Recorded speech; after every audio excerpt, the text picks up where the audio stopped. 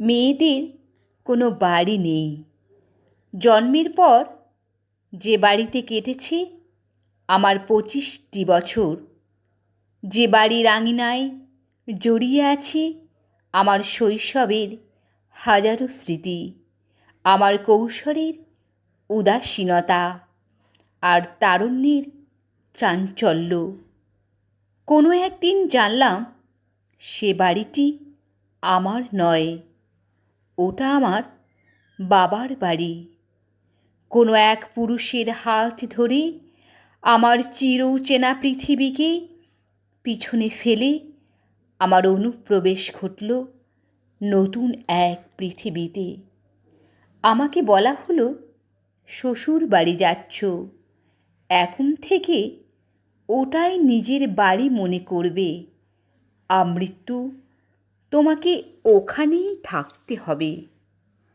কোনো এক পরগাছার মতো আমার পুরনো সব শিকড়কে উপড়ে ফেলে নিজেকে প্রতিস্থাপন করলাম অন্য কোনো গাছের শিকড়ে। ভাবলাম, এতদিনে নিজের একটা বাড়ি পেলাম অন্তত। এখন থেকে এটাই আমার বাড়ি, এ বাড়িতেই আমাকে থাকতে হবে। নিজের ভালো লাগা, মন্দ লাগা, সুখ দুঃখ, ইচ্ছে অনিচ্ছে দিয়ে আবার সাজাতে শুরু করলাম আমার বাড়ি। মুহূর্তেই বুঝতে পারলাম, এটা তো আমার বাড়ি নয়, এটা তো আমার শ্বশুর বাড়ি। সময় যেতে থাকলো, শ্বশুরমশাইও গত হলেন। উত্তরাধিকার সূত্রে বাড়িটি আমার স্বামীর হলো। ভাবলাম, যাক, অর্ধাঙ্গিনী হিসাবে এবারে বাড়িটি আমারও। কিন্তু কই, পাম থেকে চুন খসলেই তো স্বামীর কাছ থেকে শুনতে হয়, আমার বাড়িতে এসব একদম চলবে না। তার মানে বাড়িটি আমার স্বামীর, আমাদের নয়। আমাদের বলতে মানে আমার নয়। ছেলে বড় হলো, ভালো চাকরি পেল, ওর বাবা আজ নেই। উত্তরাধিকার সূত্রে বাড়িটি আমার ছেলের হলো।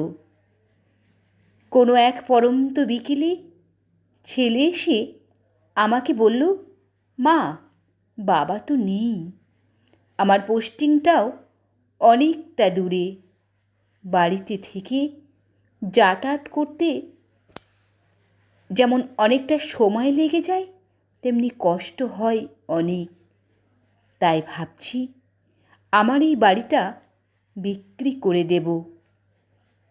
নতুন যে ফ্ল্যাটটা কিনেছি ওখানেই চলে যাব। লক্ষ্মী মা আমার, না বলো না, আমার সাথে চলো আমার নতুন ফ্ল্যাটে। ওর মাথায় আলতো করে হাত রেখে মৃদু হেসে বললাম, পাগল ছেলে, তোর সাথে নতুন ফ্ল্যাটে যাব, এর চেয়ে আনন্দের আর কি হতে পারে আমার? আসলে আমি তো অভ্যস্ত হয়ে গেছি বাড়ি বদলাতে বদলাতে। প্রথমে বাবার বাড়ি, তারপর শ্বশুর বাড়ি, কোনো এক সময় স্বামীর বাড়ি আর ছেলের বাড়ি। এ আর নতুন কি?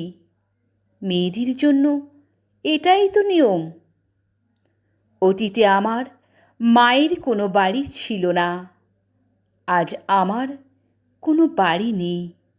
জানি ভবিষ্যতে আমার মেয়েও কোনো বাড়ি খুঁজে পাবে না। আসলে মেয়েদের কোনো বাড়ি হয় না। মেয়েরা পরগাছার মতো এ গাছ থেকে ও গাছে শিকড় জড়াতে জড়াতে পরজীবী হয়েই বেঁচে থাকে চিরটা কাল।